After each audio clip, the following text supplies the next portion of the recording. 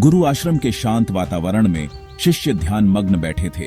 ठंडी हवा वृक्षों के पत्तों को हल्के से हिला रही थी। उसी समय राज नाम का एक जिज्ञासु शिष्य गुरुजी के पास आया। उसके मन में कई प्रश्न उमड़ रहे थे। वह गुरुजी के चरणों में बैठा और विनम्रतापूर्वक बोला कि वह जीवन में सफलता चाहता है, लेकिन उसे समझ नहीं आता कि सबसे मूल्यवान चीज क्या है।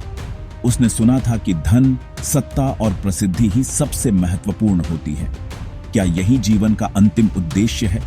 गुरुजी ने उसे ध्यान से देखा और एक पल के लिए मौन रहे।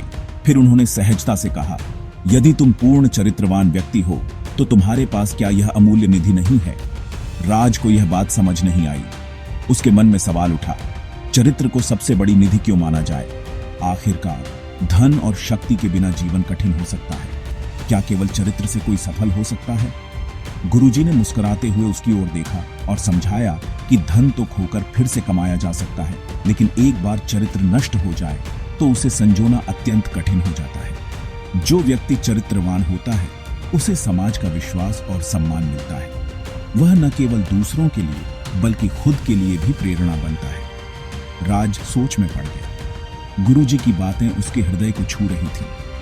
क्या वास्तव में चरित्र ही सबसे बड़ी संपत्ति है? गुरुजी ने फिर कहा कि संसार में सब कुछ खो सकता है, लेकिन सच्चे चरित्र को कोई छीन नहीं सकता। यही उसकी सबसे मूल्यवान निधि है। धन और प्रतिष्ठा क्षणिक है, लेकिन चरित्र जीवन भर साथ रहता है और व्यक्ति को सच्ची आंतरिक शांति देता है।